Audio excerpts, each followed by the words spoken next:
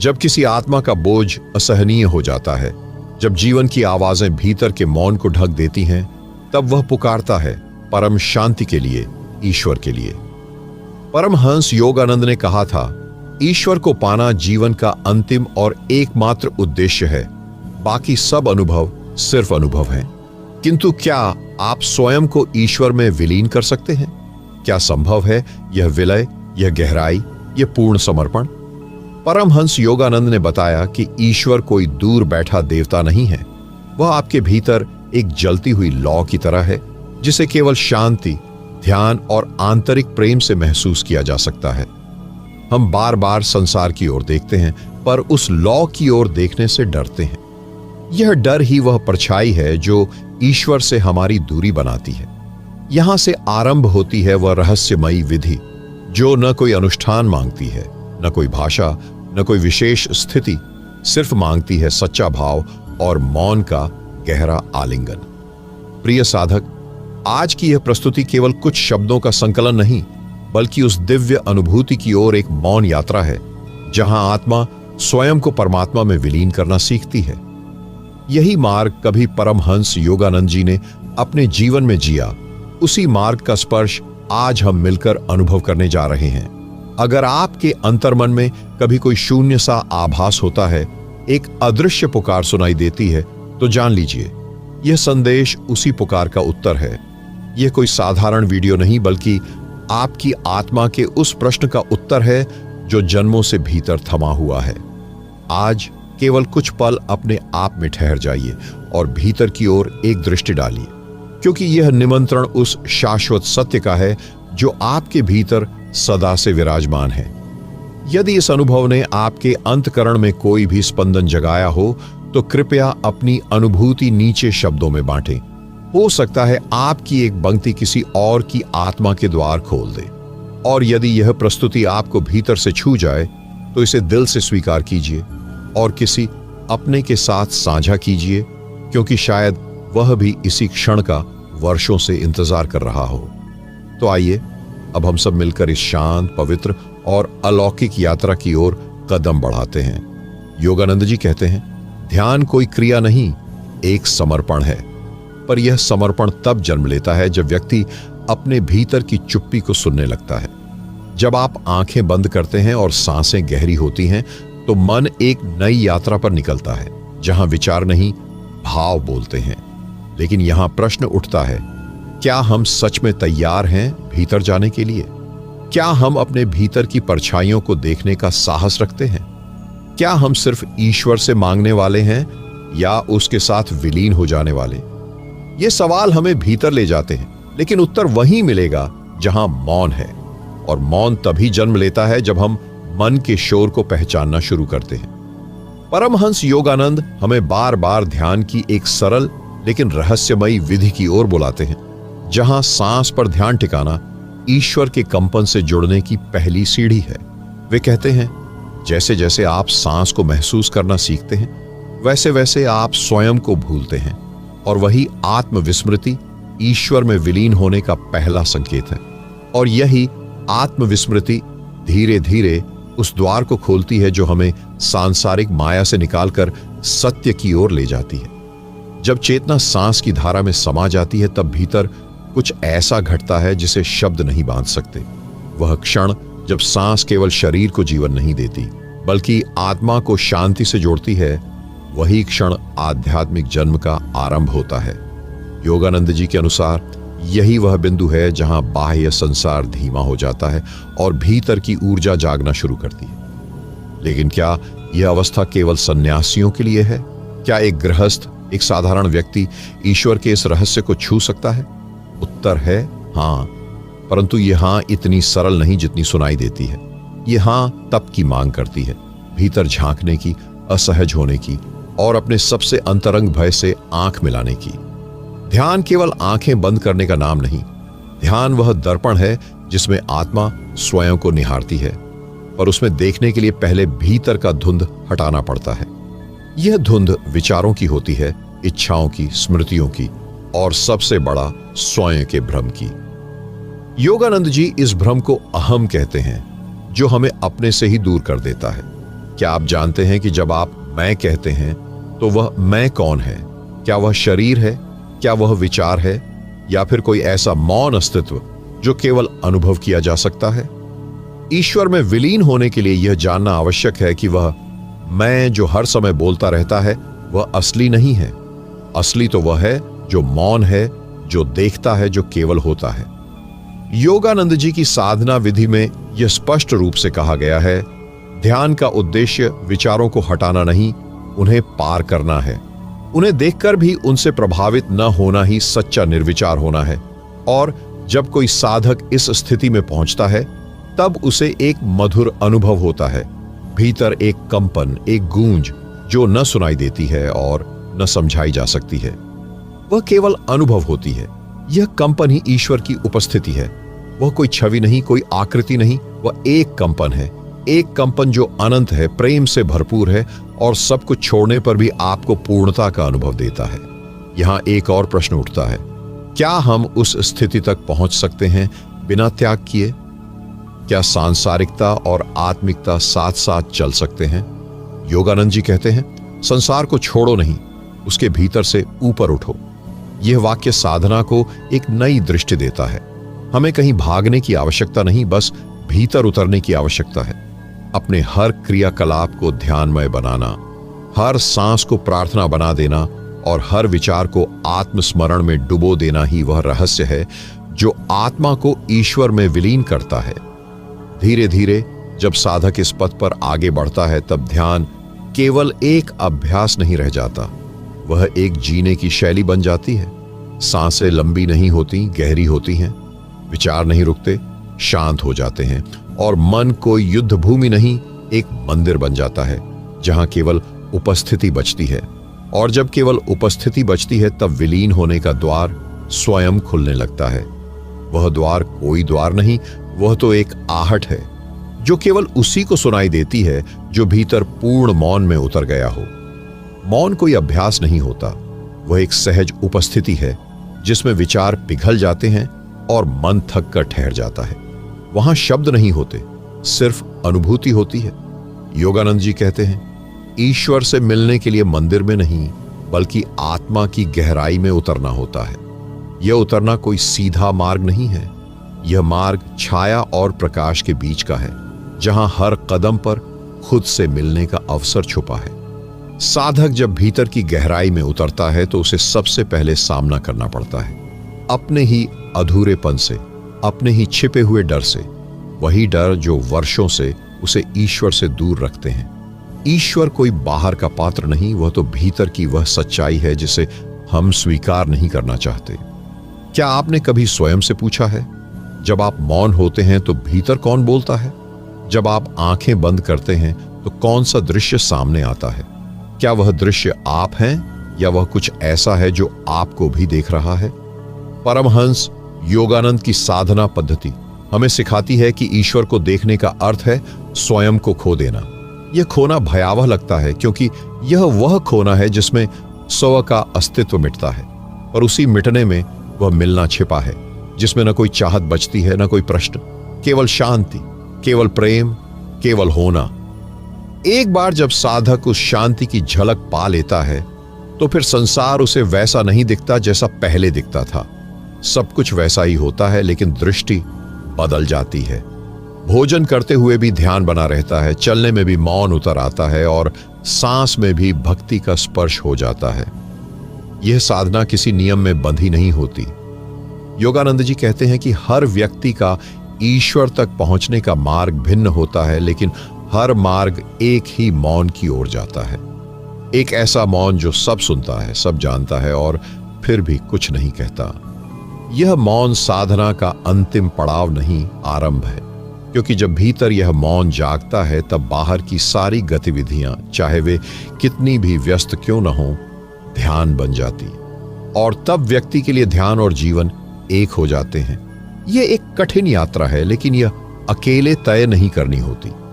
हर बार जब आप भीतर उतरते हैं तब एक अदृश्य उपस्थिति आपको थामती है। वह उपस्थिति ही योगानंद जी के शब्दों में दिव्य साथी है। आप उसे गुरु कह सकते हैं, आत्मा कह सकते हैं, या सिर्फ प्रेम, पर वह वहां है हमेशा, हर समय। बस हमारी दृष्टि वहां तक नहीं पहुंचती। इसलिए अगली बार जब आप आंखें बंद करें तो केवल देखने का प्रयास न करें, बल्कि स्वयं को देखा जाने दें। स्वयं को उस मौन के हवाले कर दें जहां आप नहीं रहते, केवल ईश्वर रहता है। और जब केवल ईश्वर ही शेष रह जाता है तो प्रश्न यह उठता है कि क्या अब कुछ भी जानना शेष रह गया है, या अब केवल अनुभव ही शेष है? क्योंकि उस क्षण जब सब प्रश्न मौन हो जाते हैं, तभी पहली बार वास्तविक उत्तर प्रकट होते हैं। ईश्वर से मिलने की प्रक्रिया ज्ञान से नहीं, आत्मसमर्पण से पूरी होती है। आप जितना अधिक जानने का प्रयास करते हैं, उतना ही मन सक्रिय रहता है। लेकिन जब आप जानना छोड़कर बस होना सीख जाते हैं, तब भीतर की सच्चाई उभरती है। परमहंस योगानंद कहते हैं कि आत्मसमर्पण कोई दया या कमजोरी नहीं, बल्कि यह पूर्ण शक्ति की पहचान है। क्योंकि जो व्यक्ति स्वयं को खोने का साहस करता है, वही स्वयं को पाने योग्य होता है। भीतर जब यह आत्मा की दीप्ति जलती है, तब व्यक्ति को जीवन में घटने वाले हर दृश्य, हर अनुभव में एक संकेत दिखने लगता है। यह संकेत कोई शब्दों में नहीं आता, लेकिन यह पूरी चेतना को खींच लेता है।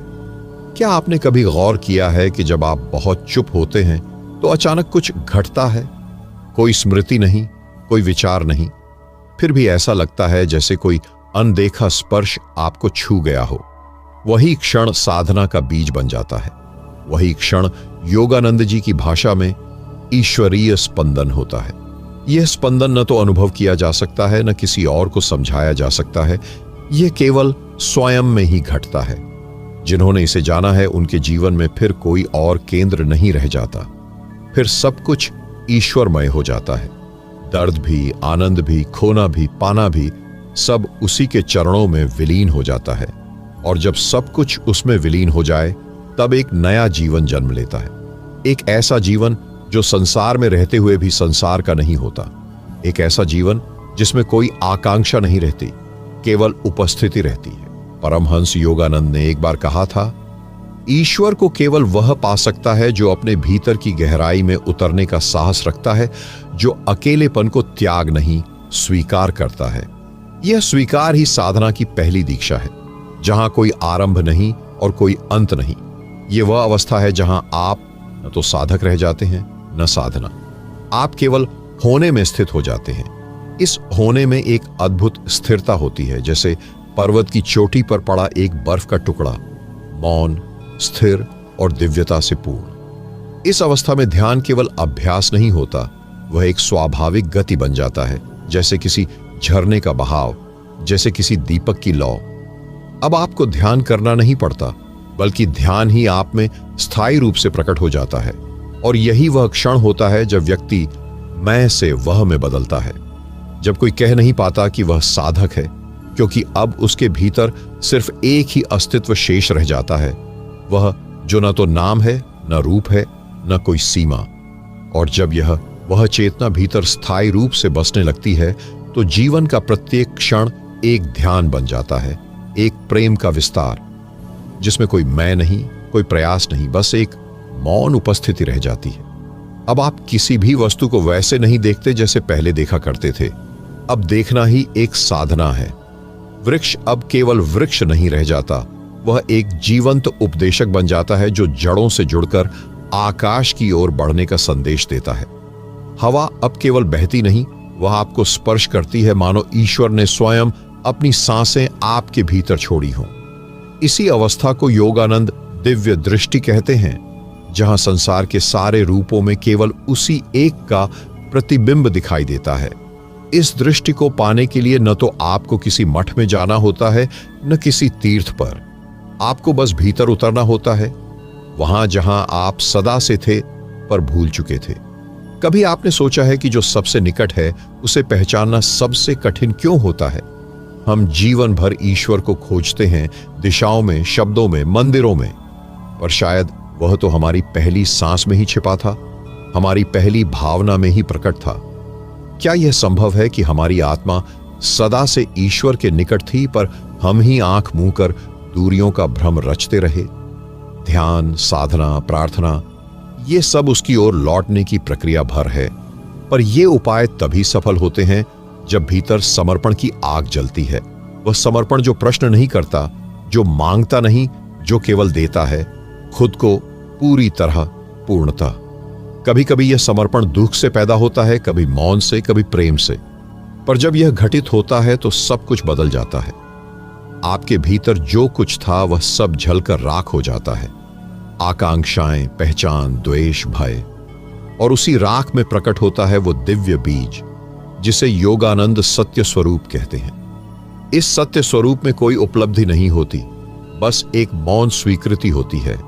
मैं वही हूं जिसे मैं खोज रहा था, और तब न ध्यान आवश्यक रह जाता है, न साधना। सब कुछ केवल ईश्वर की ओर बहता है। आपके विचार, आपकी दृष्टि, आपकी सांसें।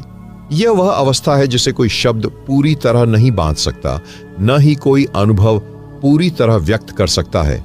ये वह नाद है जो अनाहत है, जो सुनाई नहीं देता, फिर भी भीतर गूंजता है हर पल।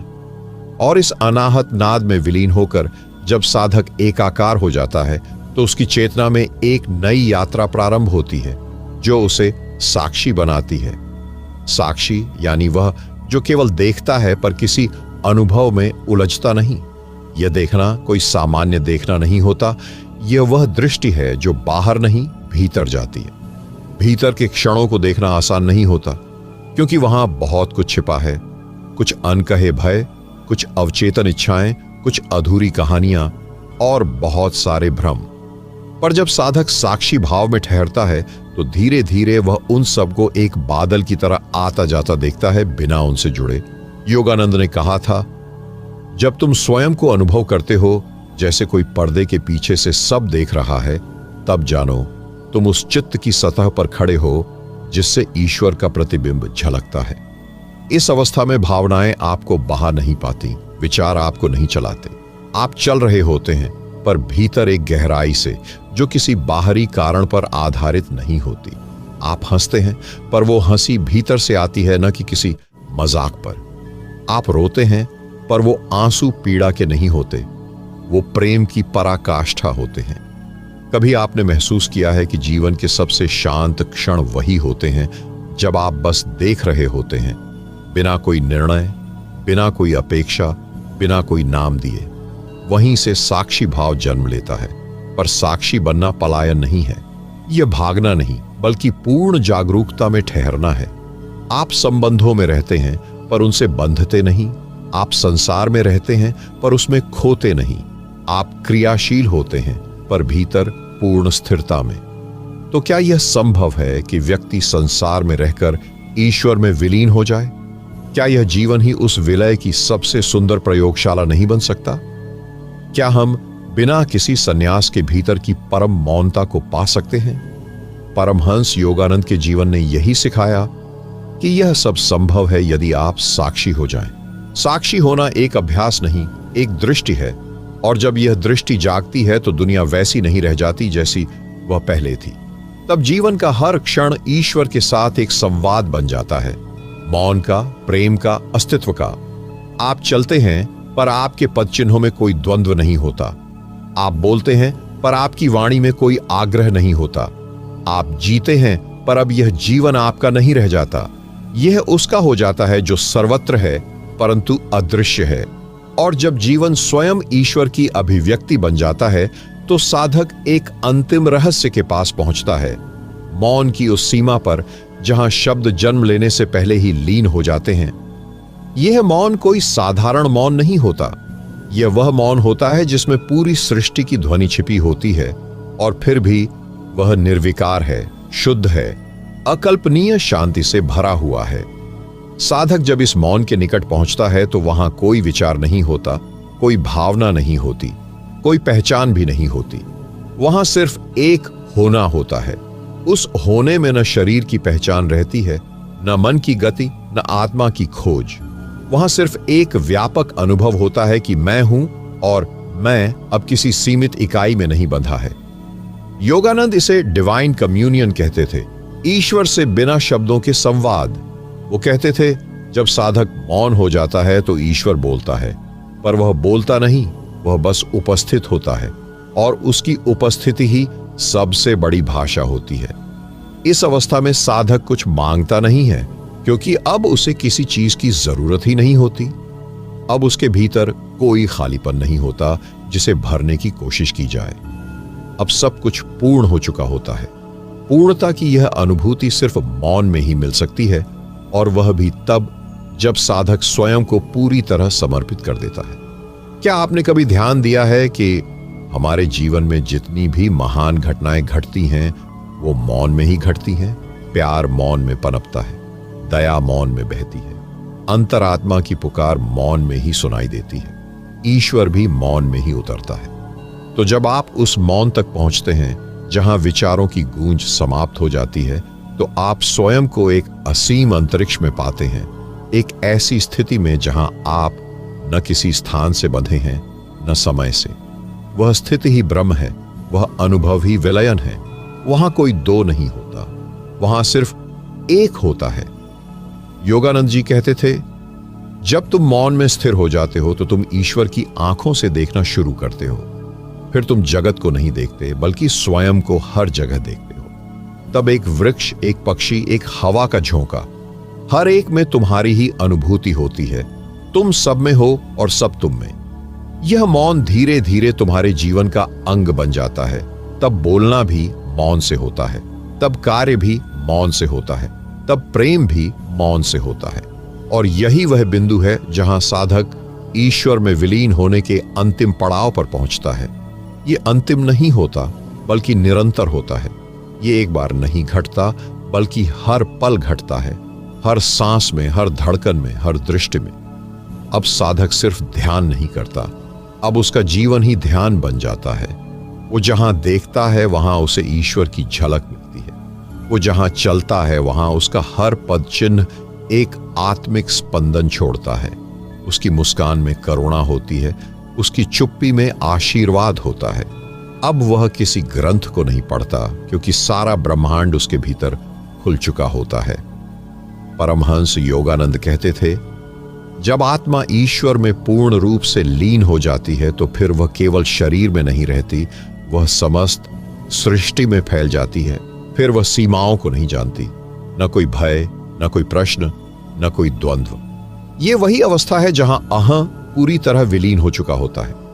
अब मैं शेष नहीं रहता, अब केवल वह ही रह जाता है। अब हर विचार में उसकी गंध होती है, हर भाव में उसकी रोशनी। अब जीवन केवल जीना नहीं होता, अब जीवन एक अनवरत ध्यान होता है। यहां पहुंचकर साधक को न मोक्ष की चाह होती है, न पुनर्जन्म का भय। वह जान जाता है कि जो भी है वह पूर्ण है, और जो घट रहा है वह भी उसी की योजना है। अब वह प्रवाह के विरुद्ध नहीं जाता, वह प्रवाह बन जाता है। जिस साधना की शुरुआत एकांत से होती है वह अंततः समस्त सृष्टि के साथ एक गूढ़ एकता में बदल जाती है। अब साधक को मंदिर की जरूरत नहीं होती, क्योंकि उसका हृदय ही मंदिर बन जाता है। अब उसे मंत्रों की आवश्यकता नहीं होती, क्योंकि उसकी सांसें ही जप बन जाती हैं। अब उसे किसी मूर्ति की आवश्यकता नहीं होती, क्योंकि उसे हर जीव में वही परम सत्ता दिखाई देती है। यह वह अवस्था है जिसे योगानंद गॉड यूनियन कहते थे, ईश्वर के साथ संपूर्ण एकता। वो कहते थे कि यह कोई अलौकिक अनुभव नहीं, बल्कि तुम्हारी आत्मा की सबसे गहन और सच्ची प्रकृति है। तुम ईश्वर से अलग कभी थे ही नहीं, तुम्हारी भुलावे की नींद ही तुम्हें अलग मानती रही। अब जब नींद खुल चुकी है तो क्या बाकी रह गया है जानने को? अब शेष है केवल मौन उपस्थिति, एक ऐसी उपस्थिति जो बोलती नहीं फिर भी सब कुछ कह जाती है, एक ऐसी स्थिति जो चलती नहीं फिर भी सब कुछ गतिशील कर देती है, एक ऐसा प्रेम जो मांगता नहीं फिर भी सबको पूर्ण कर देता है। इसी मौन, इसी प्रेम, इसी दिव्यता में जब साधक स्थिर हो जाता है तो फिर जीवन और मृत्यु का भी भेद मिट जाता है। फिर वह जान जाता है कि वह जन्मा नहीं था और कभी मरेगा नहीं। वह जान जाता है कि ईश्वर कोई बाहर की सत्ता नहीं, बल्कि वही है जो स्वयं की गहराइयों में सदैव से मौजूद था। तो यह है वह अंत नहीं बल्कि अनंत का आरंभ, एक ऐसी अवस्था जहां साधक और ईश्वर अब दो नहीं रहते, एक हो जाते हैं, पूर्ण, अखंड, अव्यक्त। प्रिय साधक, जो आज आपने सुना वह केवल ध्वनि नहीं थी, वह एक आंतरिक झंकार थी, एक स्मरण था उस अनुभव का जिसे आपकी आत्मा जन्मों से जानती है। ये कोई कथा नहीं थी, ये एक निमंत्रण था स्वयं के गर्भ में उतरने का, उस दिव्यता से जुड़ने का जो आपके भीतर सदैव विद्यमान है। यदि इस यात्रा ने आपके अंतर्मन को स्पर्श किया हो, यदि कोई कंपन भीतर जागा हो, तो कृपया अपनी अनुभूति नीचे टिप्पणी में प्रकट करें। हो सकता है आपकी एक सहज पंक्ति किसी और की आत्मा के द्वार खोल दे। हम हृदय से आभार प्रकट करते हैं कि आपने इस ध्यानपूर्ण क्षण में अपने समय और चित्त की उपस्थिति दी। यह मंच केवल एक संकेत है, सच्चा मार्ग तो आपके भीतर से निकलता है। यदि आपने अभी तक इस चैनल को सब्सक्राइब नहीं किया है तो निवेदन है कि अवश्य करें, क्योंकि हम भविष्य में भी ऐसी ही अंतरात्मा को छू लेने वाली यात्राओं को लेकर आएंगे। याद रखिए, परमात्मा कहीं बाहर नहीं, वह आपकी हर सांस, हर मौन, हर अंत ध्वनि में बसता है। आपका जीवन ही सबसे पवित्र तीर्थ है।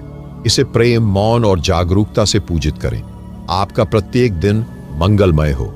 ईश्वर की कृपा सदैव आपके साथ रहे। प्रणाम।